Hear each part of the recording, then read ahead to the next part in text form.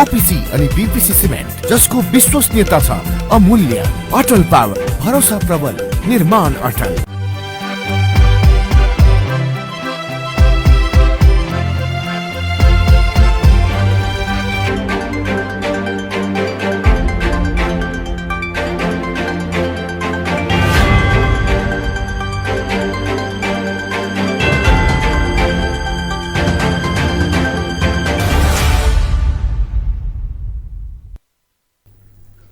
नमस्कार, राज्य खबरमा स्वागत छ। म कल्पना नेउपाने। सुरुमा राज्य खबरका हेडलाइनहरू। विपदका बेला पनि मेलम्ची र हेलम्बुमा सरकार नपुगेको स्थानीयको गुनासो।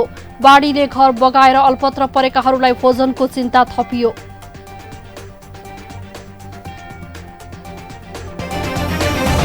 जसपाको यादव पक्षले लुम्बिनी सरकारका 4 मन्त्रीलाई पुनः सांसद पद निलम्बन गर्ने गरी कारवाही थाल्यो। एमाले नेतृत्वको सरकारलाई थप जोखिम बढ्यो। गण्डकी प्रदेशमा सरकारमा कांग्रेस माओवादी भागबण्डा मिल्यो। मन्त्रालय तोक्न बाँकी, जसपाका 2 सांसद दुवै मन्त्री बन्दै। म्यानमारमा भएको हिंसात्मक सैन्य कुका विरुद्ध गृह युद्ध हुने खतरा। म्यानमारलाई हतियार बिक्री नगर्न राष्ट्रसङ्घको निर्देशन। र मुख्यालयमा ओलम्पिक डे मनाइयो। खेल क्षेत्रका व्यक्तिहरूसँग सल्लाह गरेर मात्र अगाडि बढ्ने खेलकुद मन्त्री मियाको भनाई।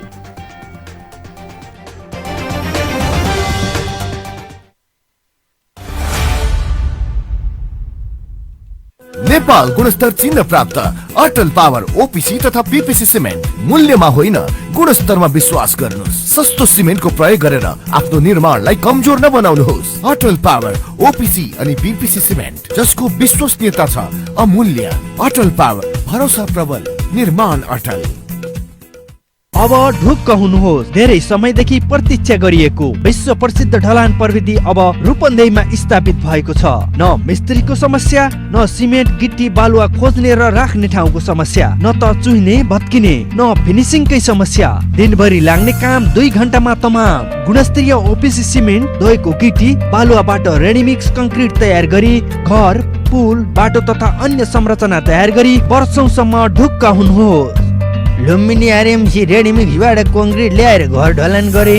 जिन्दगी भरिको लागि ढुक्क भए। तपाईँ ढुक्क हुनुहोस्। गुणस्तर लुम्बिनी आरएमसी ले दिन्छ। लुम्बिनी रेडीमिक्स कंक्रिट प्रणाली, तिलोत्तमा 12, मङ्गलापुर, रूपन्देही। फोन 071 562 391, मोबाइल 98 570 35 966 र 98 026 52 956। लुम्बिनी रेडीमिक्स कंक्रिट प्रणाली। अब खबर विस्तारमा। सिन्धुपाल्चोकको मेलम्ची र इन्द्रावती खोलामा आएको बाढीले हेलम्बु, मेलम्ची, तिम्बु, चनौटे, याङ्गी लगायतका क्षेत्र अस्तव्यस्त बनेको छ। बाढीले तहस नहस पारेको क्षेत्रका नागरिकमा अहिले भोकको समस्या बढ्दै गएको छ। नदी छेउछाउ रहेका दर्जनौं घर बाढीले बगाएको छ भने हेलम्बु क्षेत्रमा बाढीबाट झण्डै 350 घर परिवार प्रभावित भएको छ।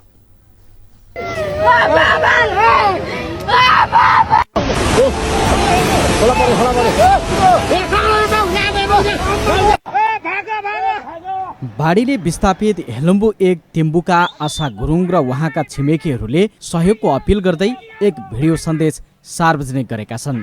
भिडियोमा उनीहरूले सहयोगका लागि सरकारलाई अनुरोध गरिरहेका छन्। कुनै पनि सङ्घ संस्था अथवा नेपाल सरकारले अहिलेसम्म यहाँ कुनै उद्धार नगरेको कारणले अब हामी यहीँको जनताहरू मिलेर यो भिडियो बनाउन बाध्य भएको छौँ। मेरो घर छ त्यो माथि, तपाईँहरूले देखिरहनु भएको छ नि, हो यहाँ आर्मीद्वारा थियो। त्यो माथिबाट जति पनि बालुवाको थुप्रो भएको ठाउँमा हाम्रो 3 धुरी घर थियो। अब हामी पूर्ण रूपले विस्थापित भएर ज्यान मात्रै जोगाइरहेको छौँ। हामीले एउटा 1 सरलुकामा हामी 9-10 जना परिवार त्यहाँबाट निस्केका छौँ। हिजो लाग्थ्यो बाँच्न पाए ठुलो हुन्थ्यो, तर आज लाग्छ अब यो अवस्थामा 4 दिन भइसक्यो। कुनै पनि हामीलाई यहाँ सङ्घ संस्था अथवा नेपाल सरकारले, कुनै पनि सरकारले हामीलाई नहेर्दाखेरि बरु हिजो त्यो बाँच्नुभन्दा मृत्यु नै ठुलो हुन्थ्यो। मृत्यु पाएको भए नै राम्रो हुन्थ्यो। 3-4 जना गर्भवती महिला छ। आजदेखि यो महिनादेखि झन् उहाँहरूको डेट लागिसक्यो भन्छ। उनीहरू एकदम बिचल्ली आफिएर बसिरहेको छ। स्थानीयहरू बाढीका कारण विस्थापित भएपछि घर छोडेर नदीभन्दा माथिल्लो भागमा शरण लिन पुगेका छन्। विपत्तिको 4 दिन पुगिसक्दा पनि सरकारले नहेरेको उनीहरूको गुनासो छ। अरूहरूको घरमा कति बस्नु, हामी त साथै अब यही ठाउँमा त एकदम जोखिम अवस्था छ अहिलेको हालमा त। अब यो 2-3 महिना एकदम गाह्रो छ। यो खोला मात्र नभएर मेलम्ची खानेपानीको खोला मात्र नभएर यता तिम्बु खोला पनि आएर चाहिँ हामी यदि 50 रुखीलाई चाहिँ एकदम जोखिम अवस्थामा छ। त्यसको लागि चाहिँ सहयोग गरिदिनु पर्यो, जहाँबाट हुन्छ जसरी हुन्छ। अब हामी त के गर्नु, कहीँ जाने ठाउँ छैन अहिले। त्यो यतिकै त्यही घरमै सुतिरहेछ। तल साथीहरू सबै माथि बाँच्नुहुन्छ, हामीलाई हेरेर बस्ने के गर्ने भने राति आएर लान्छ कि जस्तो पनि लाग्छ। विस्थापित परिवार यति बेला माथिल्लो भागमा गएका छन्, तर उनीहरूलाई अस्थायी रूपमा बसोबास गराउन पनि मुस्किल भएको छ। हेलम्बु पुग्न ठाउँ ठाउँमा बाटो भत्किएका कारण गाडी जान सक्ने अवस्था नभएकोले हेलिकप्टरबाट बाहेक अन्य माध्यमबाट राहत पुर्याउन समेत मुस्किल परेको छ। सिन्धुपाल्चोकको मेलम्ची र इन्द्रावती खोलामा आएको बाढीले सोत्तर पारेको मेलम्ची बजारको दृश्य पनि उस्तै कारुणिक छ। लहरै मिलेका घरहरू पल्टिएका छन्। बाढीले घर मात्रै भत्काएको छैन, मेलम्चीका स्थानीयहरूको सपना बगाएको छ। हेलम्बु, मेलम्ची, तिम्बु, चनौटे, र्याङ्की लगायतका क्षेत्र अस्तव्यस्त बनेको छ। त्यसैले व्यवस्थापन निकै जटिल बनेको सरकारी अधिकारीहरूकै भनाइ छ। मेलम्ची नगरपालिकाका करिब 600 जनाहरूको व्यवस्थापन गर्नुपर्ने देखिएको छ भने हेलम्बु गाउँपालिकाको करिब 300 जनाको अहिले व्यवस्थापन गर्नुपर्ने देखिएको छ। उहाँहरूलाई हामीले दुईटा ढङ्गबाट चाहिँ, एउटा अल्पकालीन र एउटा दीर्घकालीन दुईटै ढङ्गबाट चाहिँ कसरी व्यवस्थापन गर्न सकिन्छ भनेर नेपाल सरकार लागिरहेको अवस्था छ। सो सन्दर्भमा दीर्घकालीन रूपमा उहाँहरूलाई अन्त्य सिफ्ट गर्नुपर्ने हो, अथवा उहाँहरूको घरहरू केही सामान्य मर्मत मात्रै गरे पुग्ने हो, अथवा घरहरूको निर्माण गर्नुपर्ने हो। यो 3 क्याटेगोराइजमा उहाँहरूलाई बाँडेर अनि दीर्घकालीन रूपबाट उहाँहरूलाई सिफ्ट गर्ने भन्ने खालको कुराहरू एक ठाउँमा छ। र त्यसको लागि चाहिँ विस्तृत डाटाहरू अहिले तत्काल उपलब्ध गराउन सम्भव नभएको हुँदा सम्बन्धित गाउँपालिका नगरपालिकासँग समन्वय गरेर त्यो डाटाहरू निकालेर त्यसपछिका योजनाहरू बनाउने गरेर हामी एक ढङ्गले लागेका छौँ। बाढीले विस्थापित भएकाहरूलाई खाद्यान्नको समस्या बढ्दै गएको छ। पर्याप्त मात्रामा टेन्ट नभएका कारण अस्थायी बसोबासको व्यवस्था मिलाउन पनि उस्तै सकस छ। विपत्तिको बेलामा सरकारले सहयोग नगरेको स्थानीयको गुनासो बढ्दैछ। बाढीले बास त खोस्यो, अब गाँसको व्यवस्थामा सरकार नचुकोस्। राज्य खबरका लागि खबर ब्युरोको रिपोर्ट।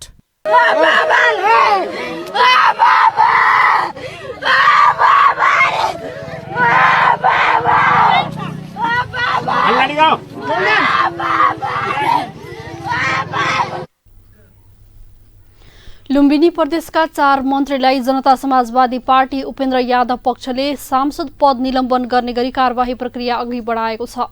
प्रदेश सरकारको नीति तथा कार्यक्रमको विपक्षमा मतदान गर्न व्हिप जारी गरे पनि 4 मन्त्रीले पक्षमै मतदान गरेको भन्दै दोस्रो पटक सांसद पद निलम्बन गर्न केन्द्रीय कमिटीलाई प्रदेशले सिफारिस गरेको हो। यसअघि वैशाख 19 गते मुख्यमन्त्री शंकर पोखरेल सरकारमा मन्त्री भएको भन्दै जसपाले 4 मन्त्रीको सांसद पद निलम्बन गरेको थियो। निलम्बनमा परेका 4 मन्त्रीको जेठ 3 गते सर्वोच्चको अल्पकालीन आदेशले सांसद पद जोगाइदिएको छ। जेठ 30 गते नीति तथा कार्यक्रमको विपक्षमा मतदान गर्न संसदीय दलको व्हिप उल्लङ्घन गरेकाले फेरि कारबाहीका लागि सिफारिस गरेको जसपा लुम्बिनी प्रदेश संसदीय दलका नेता सहसराम यादवले बताउनुभयो। जसपाका सन्तोष कुमार पाण्डे, विजय बहादुर यादव, कल्पना पाण्डे र सुमन शर्मा रायमाझीलाई सांसद पदबाट निलम्बन गर्न जसपा यादव पक्षले सिफारिस गरेको हो। केन्द्रीय कार्यकारिणी बैठकको बहुमतले मन्त्री भएका 4 जनालाई स्पष्टीकरणको पत्र पठाइसकेको जसपा लुम्बिनी प्रदेश अध्यक्ष अशोक यादवले बताउनुभयो। 4 सांसदलाई फेरि कारबाही गर्ने प्रक्रिया थालेपछि मुख्यमन्त्री शंकर पोखरेललाई समेत थप चिन्ता बढाएको छ। नेपाली कांग्रेसका सभापति शेरबहादुर देउवाले आफू नै सभापतिमा दोहोरिने संकेत दिनुभएको छ। आज प्रदेश 1 का केन्द्रीय सदस्यहरूलाई आफ्नो निवास बुढा नीलकण्ठमा बोलाएर देउवाले छलफल गर्नुभएको हो। सो क्रममा उहाँले पार्टीमा धेरै काम गर्न बाँकी रहेको बताउँदै सभापतिमा दोहोरिने संकेत गर्नुभएको हो। नेपाली कांग्रेसले आगामी भदौ 16 देखि 19 गतेसम्म पार्टीको महाधिवेशनको कार्यतालिका अनुमोदन गरेको छ। महाधिवेशन सम्बन्धी छलफलका क्रममा देउवाले भन्नुभयो, संशोधित कार्यतालिका अनुसार महाधिवेशन हुन्छ। म सभापतिमा फेरि लड्छु। उहाँले आफ्नो नेतृत्वमा संविधान कार्यान्वयन भएको स्मरण गराउँदै कांग्रेसले प्रतिनिधि सभामा लोकप्रिय मत सबैभन्दा बढी पाएको बताउनुभयो। बैठकमा सहभागी एक नेताले सभापति देउवाको भनाई उद्धृत गर्दै उहाँले भन्नुभयो, अब मेरै नेतृत्वमा यो पार्टीलाई सबैभन्दा ठूलो बनाउँछु भन्नुभएको छ। देउवाले अब आफू महाधिवेशनको मैदानमा उत्रिएको सन्देश दिने गरी छलफललाई अगाडि बढाउनु भएको छ। छलफलमा उपसभापति विजय कुमार गच्छदार, सहमहामन्त्री सुनिल थापा, केन्द्रीय सदस्यहरू ज्ञानेन्द्र बहादुर कार्की, विष्णुराज आङदम्बे, डाक्टर लीला संग्रौला, मीन विश्वकर्मा, सीता गुरुङ, बाबुराम बस्नेत, सुजाता परियार लगायतका सहभागी थिए। उपत्यका बाहिर भएकाले पार्टी प्रवक्ता विश्वप्रकाश शर्मा, अमृत अर्याल, लक्ष्मी परियार छलफलमा सहभागी थिएनन्। उनीहरूसँगको छलफलपछि देउवाले प्रदेश 2 का केन्द्रीय सदस्यसँग पनि छलफल गरिरहेका छन्। सभापतिमा आकांक्षा देखाएका उपसभापति विमलेन्द्र निधिसित पनि देउवाको छलफल भएको छ। तपाईँ अहिले राज्य खबर हेर्दै हुनुहुन्छ। पालो भएको छ विश्रामको। विश्रामपछि हामीसँगै रहनेछन्। गण्डकी प्रदेशमा सरकारमा कांग्रेस माओवादी भागबण्डा मिल्यो। मन्त्रालय तोक्न बाँकी, जसपाका 2 सांसद दुवै मन्त्री बन्दै। म्यानमारमा भएको हिंसात्मक सैन्य कुका विरुद्ध गृह युद्ध हुने खतरा। म्यानमारलाई हतियार बिक्री नगर्न राष्ट्रसङ्घको निर्देशन। र मुख्यालयमा ओलम्पिक डे मनाइयो। खेल क्षेत्रका व्यक्तिहरूसँग सल्लाह गरेर मात्र अगाडि बढ्ने खेलकुद मन्त्री मियाको भनाई।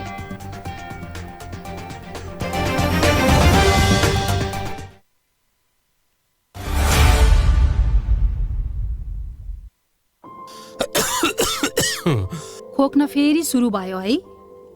चुरोट छोड्नु भनेको मान्नुहुन्न? खासै खोकी छैन।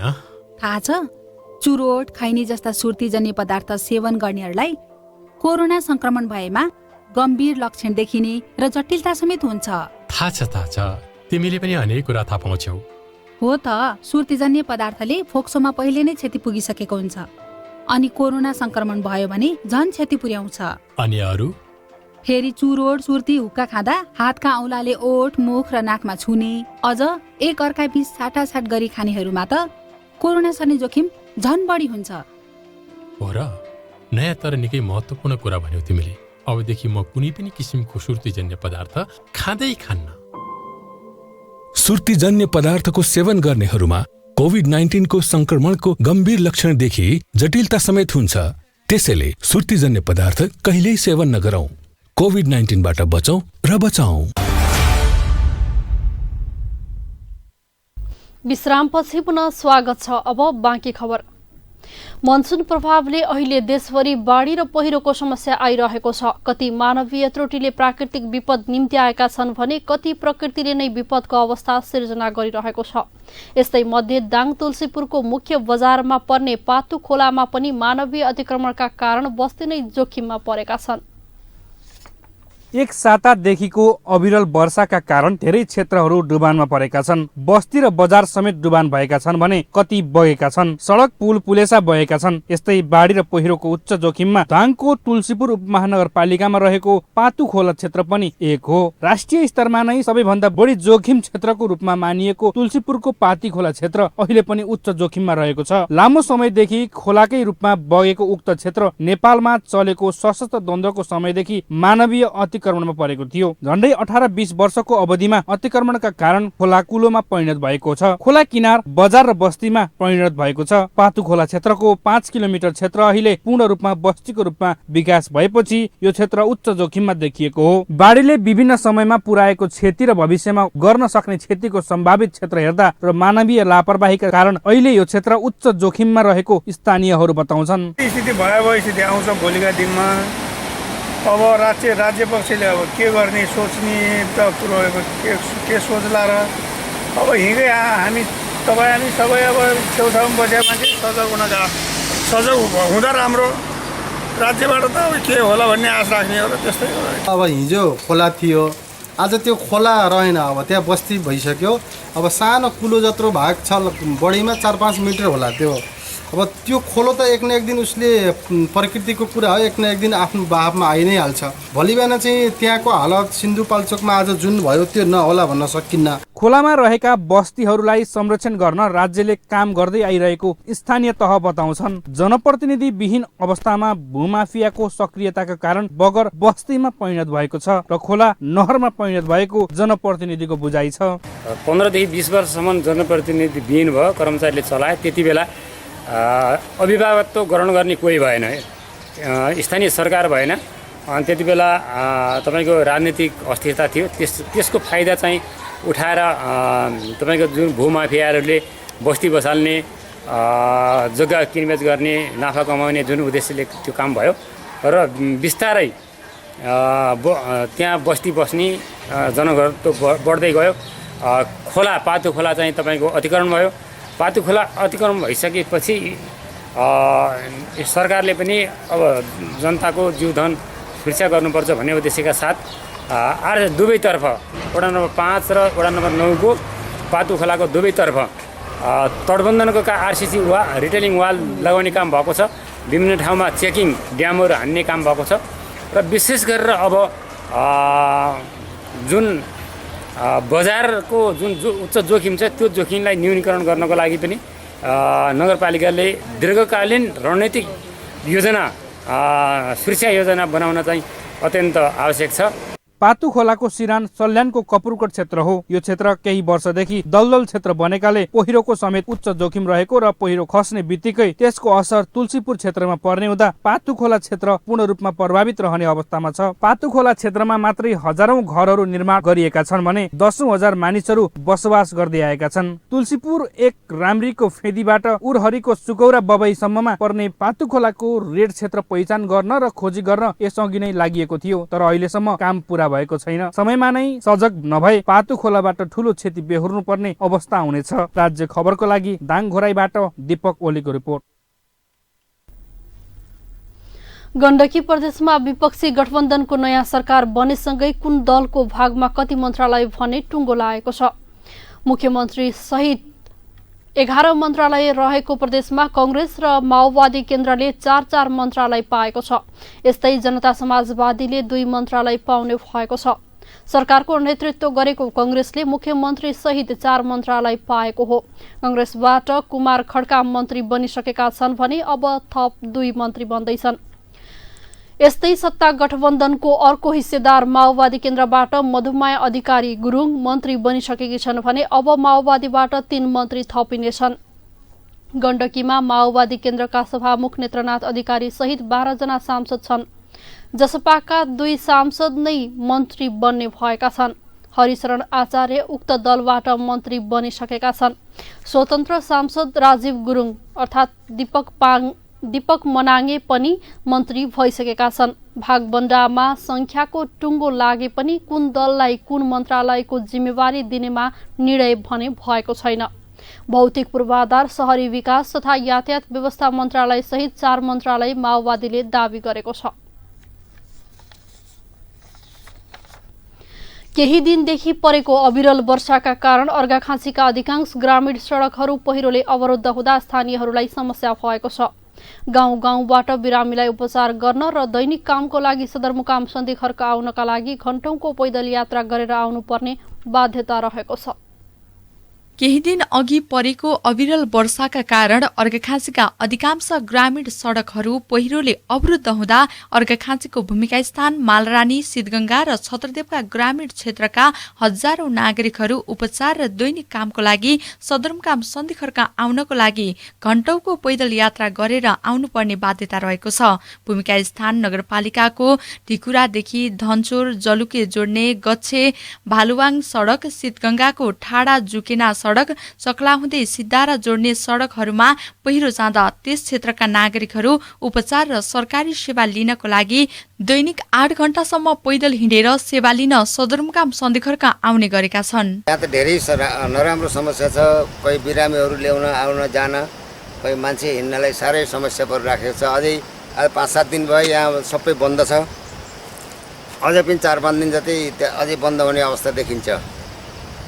हजुर, बर्सातले यो बर्सातले गर्दा ठुलो पहिरो गयो। जिल्लामा साना ठुला गरी 2000 सडक रहेका छन्, जसमध्ये अहिले ग्रामीण क्षेत्रका 1000 सडक एक हप्तादेखि बन्द रहेका छन्। सडकमा पहिरो जाँदा जिल्लाभर 5 घर परिवारले छिमेकीको आश्रय लिएका छन् भने गाउँका सुत्केरी र अन्य बिरामीहरूलाई उपचारका लागि अस्पताल ल्याउन पनि समस्या भएको छ। अर्घाखाँचीका स्थानीय सरकार भने केही दिनमा मुख्य सडक खुलाउने बताउँछन्। यो अविरल वर्षाको कारण हामीले एक हप्ता अविरल वर्षाको कारणले गर्दा हाम्रो भूमिगत नगरपालिकामा रहेका अब मेन बाटोदेखि लिएर शाखा बाटाहरू सबै अवरुद्ध भएका छन् र यसलाई हामीले शाखाहरू मेन बाटाहरू खोल्नको लागि हामीले योजना बनाएका छौँ। विभिन्न सङ्घ जस्तै प्रदेशबाट हेर्ने बाटाहरू प्रदेशबाट जस्तै कच्चे बालुगाङको बाटालाई प्रदेशबाट ठेक्रा रोडलाई हामी अगाडि बढाएका छौँ भने यसै गरी हाम्रो धारापानी ढाकाबाङ हुने कुरामा पनि जस्तै बसन्त भुषालकोलाई पनि हामीले उहाँले अगाडि बढाएका छौँ र यसै गरी हाम्रो खिल्ची असुर नगर बाटोलाई पनि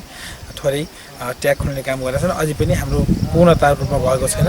छिटोभन्दा छिटो भूमिगत नगरपालिकाका यिनी मेन बाटाहरू सोर्ने काममा भूमिगत नगरपालिकाको अगाडि बढ्नेछ भन्ने कुरामा मैले विश्वास दिन चाहन्छु। करिब 60% रकम सडकमै खर्च गर्ने अर्घाखाँचीका स्थानीय तहका 63वटै ओडाका टोलमा मोटर बाटो पुगेका छन्। सन्धिखर्क गोरुसिङ्गे सडक र केही पालिका जोड्ने सडक बाहेक अन्य सडक केही रूपमा कालोपत्री भए पनि छिमेकी जिल्ला प्युठान र गुल्मी जोड्ने सडक अझै पनि कालोपत्री हुन सकेका छैनन्। गुणस्तरीय सडक नबन्दा हल्का वर्षा हुँदा पनि अधिकांश ग्रामीण सडक बन्द हुने समस्या कायमी रहेको छ। राज्य खबरका लागि अर्घाखाँचीबाट रुद्र भुषालको रिपोर्ट। तपाईँ अहिले राज्य खबर हेर्दै हुनुहुन्छ। एकैछिन विश्राम।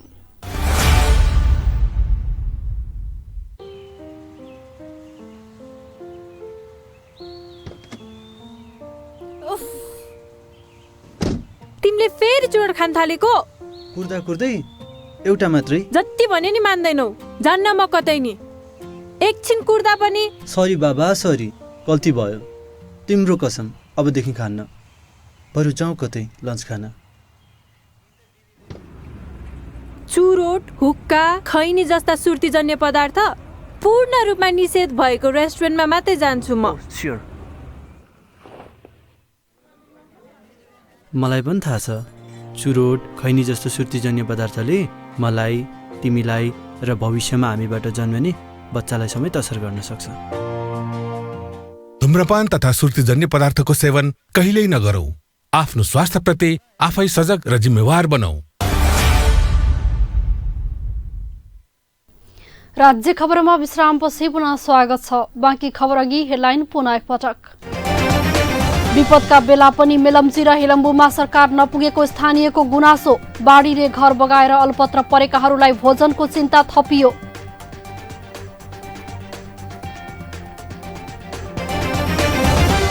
जसपाको यादव पक्षले लुम्बिनी सरकारका 4 मन्त्रीलाई पुनः सांसद पद निलम्बन गर्ने गरी कारबाही थाल्यो।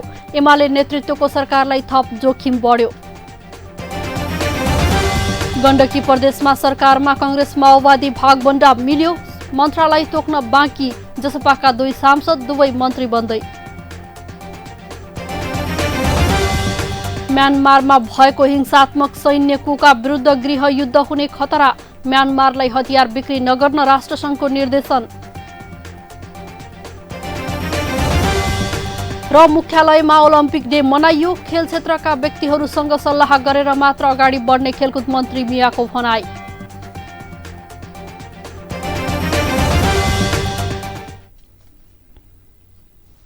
अब बाँकी खबर।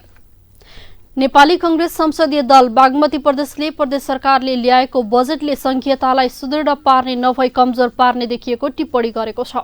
आज काठमाडौँमा प्रदेशसभा सरकारले सार्वजनिक गरेको बजेटका विषयमा कांग्रेस संसदीय दल बागमती प्रदेशले आयोजना गरेको छलफल कार्यक्रममा इन्द्रबहादुर बानियाले बागमती प्रदेश सरकारले संघीयता बलियो बनाउने भन्दा पनि कमजोर र अम्सुक लगाउने गरी बजेट ल्याएको टिप्पणी गर्नुभएको हो। उहाँले बजेटमा सरकारले खोपको उचित व्यवस्थापन गर्न नसकेको र बजेटमा पनि खोपका विषयमा स्पष्ट कुरा नभएको जिकिर गर्नुभयो। बानियाले कोरोना महामारी पछिको अवस्थामा जनतामा परेको समस्यामा पनि सरकार मौन देखिएको आरोप लगाउनुभयो। त्यस्तै उहाँले बजेटलाई हेर्दा समृद्धिको यात्रामा अघि बढ्न नसक्ने र जनताप्रति पनि लक्षित नदेखिएको बताउनुभयो। नेपाली कांग्रेसले अहिलेको यो बागमती प्रदेश सरकारले ल्याएको बजेट, विशेष गरी यो बजेट अहिले स्वतन्त्रताको, प्रजातन्त्रको, लोकतन्त्रको, संघीय व्यवस्थालाई बलियो बनाउने भन्दा दिन प्रतिदिन अंकुश लगाउने, कमजोर गराउने यो बजेटभित्र देखिएको छ। किनभने अब सञ्चार मिडिया प्रदेश सरकारले आफै खोल्ने भनेको छ। पहिलो कुरा यो प्रति नेपाली कांग्रेसको विमति छ। कार्यक्रममा बागमती प्रदेशसभाका कांग्रेस सदस्यहरू र स्थानीय तहका कांग्रेसका जनप्रतिनिधिहरूको सहभागिता रहेको थियो।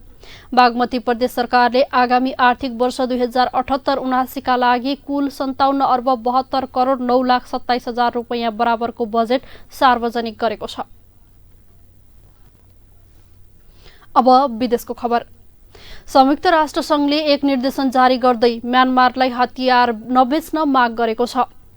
यसै वर्ष म्यानमारमा भएको हिंसात्मक सैन्य कुको प्रतिक्रिया स्वरूप राष्ट्रसंघले यस्तो गरेको हो। राष्ट्रसंघको महासभाले गत फेब्रुअरीमा देशको निर्वाचित सरकारलाई अपदस्थ गर्ने सैन्य जुन्ताको निन्दा गर्दै संकल्प प्रस्ताव पारित गरेको छ। त्यस्तै नेत्री आङ सान सुकी सहितका राजनीतिक बन्दीहरूलाई रिहा गर्न माग गरेको छ। कानूनी रूपमा बाध्यकारी नरहे पनि यो संकल्पको राजनीतिक महत्व छ। ठूलो रूपमा गृहयुद्ध हुने खतरा यथार्थपरक छ। म्यानमारका लागि राष्ट्रसंघकी विशेष प्रतिनिधि क्रिस्टिन श्रागर बर्गनरले महासभामा भनिन्, समय परिवर्तन हुँदैछ, सैन्य कुलाई उल्ट्याउँदै अवसर सागुरिँदैछ। यस संकल्प प्रस्तावलाई 119 देशहरूले समर्थन गरेका थिए। केवल बेलारुसले मात्रै यो प्रस्तावको विपक्षमा भोट गर्यो। चीन र रुस सहित 36 वटा देशहरू यस सभामा अनुपस्थित थिए। दुई देश म्यानमारका प्रमुख हतियार निर्यातकर्ता हुन्। अनुपस्थित भएका केही देशहरूले यो संकट म्यानमारको आन्तरिक रहेको प्रतिक्रिया दिएका छन्। त्यस्तै केहीले रोहिङ्ग्या मुस्लिममाथि 4 वर्ष अघि भएको दमनलाई संकल्प प्रस्तावले सम्बोधन नगरेको गुनासो गरेका छन्। यस दमनका कारण झण्डै 10 लाख जनता देश छोड्न बाध्य भएका छन्। अब खेल खबर। नेपाल ओलम्पिक कमिटीको र स्पोर्ट्स फर अल कमिसनले आज ओलम्पिक डे 2021 मनाएका छन्। सातो बाटो स्थित कमिटीको मुख्यालयमा सुरक्षा अपनाएर ओलम्पिक डे मनाइएको हो। ओलम्पिक डेको अवसरमा युवा तथा खेलकुद मन्त्री इकबाल मियाले नेपालको झण्डा झण्डोत्तोलन गर्नुभएको थियो भने ओलम्पिक कमिटीका अध्यक्ष जीवनराम श्रेष्ठले अन्तर्राष्ट्रिय ओलम्पिक कमिटीको झण्डा झण्डोत्तोलन गर्नुभएको थियो। कार्यक्रममा मन्त्री मियाले नेपाली खेलकुद विकासका लागि सामूहिक प्रयास आवश्यक भएको र आफू नेपाली खेलकुदको विकासमा सबै प्रकारले सहयोग गर्न तयार रहेको बताउनुभयो। उहाँले मन्त्रालयका हुने खेलकुद सम्बन्धी सबै काममा खेल क्षेत्रका व्यक्तिहरूसँग सल्लाह र सुझाव लिने जिकिर गर्नुभयो। एक्लै मैले चाहिँ भन्दाखेरि होइन, यो चाहिँ मलाई यसलाई चाहिँ म यो यति राम्रो बनाइदिन्छु, यो गरिदिन्छु भने एक्लैले कोही सक्दैन बनाउनलाई। हाम्रा मान्य जीवनराम श्रेष्ठज्यू पनि भन्नुहुन्छ कि म चाहिँ यो ओलम्पिकलाई चाहिँ धेरै राम्रो बनाइदिन्छु, यो गरिदिन्छु भन्ने त्यो चाहिँ टिम स्पिरिट चाहियो। हामी सबैजनाको समन्वय सहकार्य ले चाहिँ गर्दाखेरि हामी चाहिँ यसलाई राम्ररी बनाउन सक्छौँ। त्यस्तै म पनि एकदम साथमा छु र साथमा रहन्छु। जहाँ सहयोगको लागि अपेक्षा राख्नुस् म त्यसमा हाजिर छु। त्यस्तै ओलम्पिक कमिटीका अध्यक्ष श्रेष्ठले त्यस अवसरमा ओलम्पिक डेको आयोजनामा नेपाली खेलकुद र समग्र समाजमै भ्रातृत्व र शान्ति बढ्ने बताउनुभयो।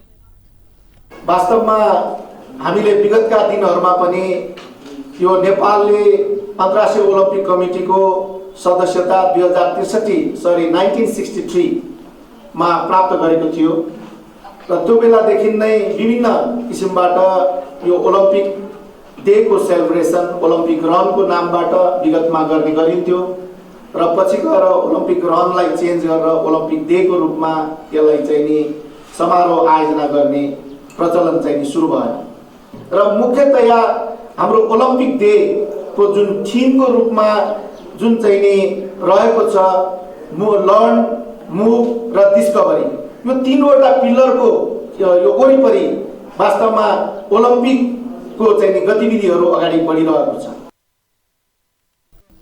त्यस्तै मन्त्री मिया र अध्यक्ष श्रेष्ठ बीच मैत्रीपूर्ण टेबल टेनिस पनि भएको थियो। नेपालमा सन् 2011 देखि प्रत्येक वर्ष ओलम्पिक डे मनाउँदै आइएको छ। राज्य खबरको अन्त्यमा आइपुग्यौं। जाँदा जाँदै हेडलाइनहरू। विपदका बेला पनि मेलम्ची र हेलम्बुमा सरकार नपुगेको स्थानीयको गुनासो।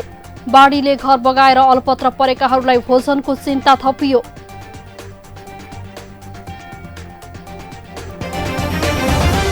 जसपाको यादव पक्षले लुम्बिनी सरकारका 4 मन्त्रीलाई पुनः सांसद पद निलम्बन गर्ने गरी कारबाही थाल्यो। एमाले नेतृत्वको सरकारलाई थप जोखिम बढ्यो। गण्डकी प्रदेशमा सरकारमा कांग्रेस माओवादी भागबण्डा मिल्यो। मन्त्रालय तोक्न बाँकी। जसपाका 2 सांसद दुवै मन्त्री बन्दै। म्यानमारमा भएको हिंसात्मक सैन्य कुका विरुद्ध गृह युद्ध हुने खतरा। म्यानमारलाई हतियार बिक्री नगर्न राष्ट्रसङ्घको निर्देशन।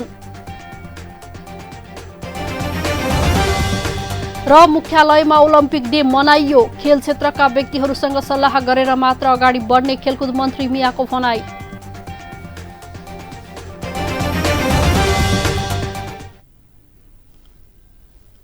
हवस् त राज्य खबर अहिलेलाई यही सकिन्छ। अर्को खबर बुलेटिनमा उपस्थित हुनेछौं।